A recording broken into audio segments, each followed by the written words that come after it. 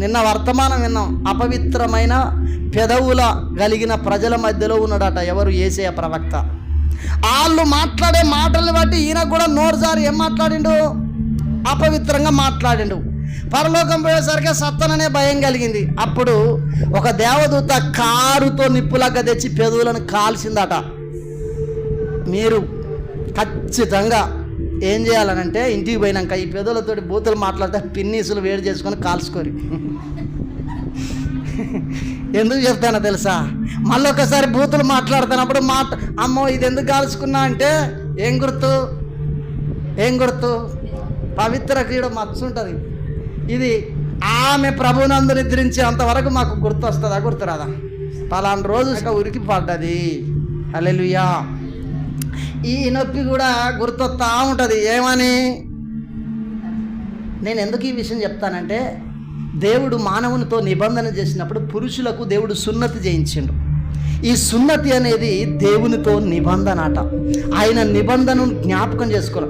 అబ్రహాముతో నిబంధన చేసిండు. అబ్రహాం పోయిన తర్వాత మర్చిపోతారా పోరా?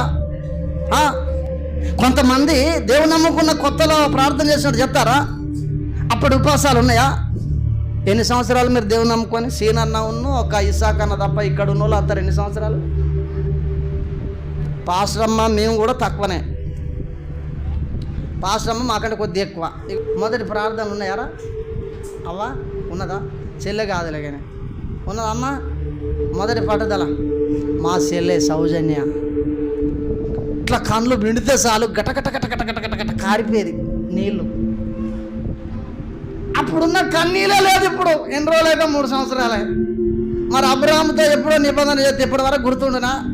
అందుకనే ఏం చేసిండు? సున్నతి అనేది ఒక గుర్తుండాలని అందరికీ సున్నతి చేసిండు. ఇప్పుడు మనకి ఎప్పటికీ మన పెదవులతో బూతులు మాట్లాడుతుంటే మన పెదవులను కాల్చుకోవాలని అవుద్దా? 3 సంవత్సరాలకే మరితిమి. ఇదైతే తెల్లారే మరుతాం కాబట్టి కాల్చుకోవాలి. ప్రవక్తదే కాల్చిండట దేవుడు. హల్లెలూయా. నువ్వు నేనెంత? బైబిల్ సత్యాలు ఉన్నది చెప్తున్నాను. హల్లెలూయా. నీ క్రియలు నీ వెంట పోతాయి, నీ వెంట వస్తాయి. నువ్వు వద్దన్నా ఆగవు.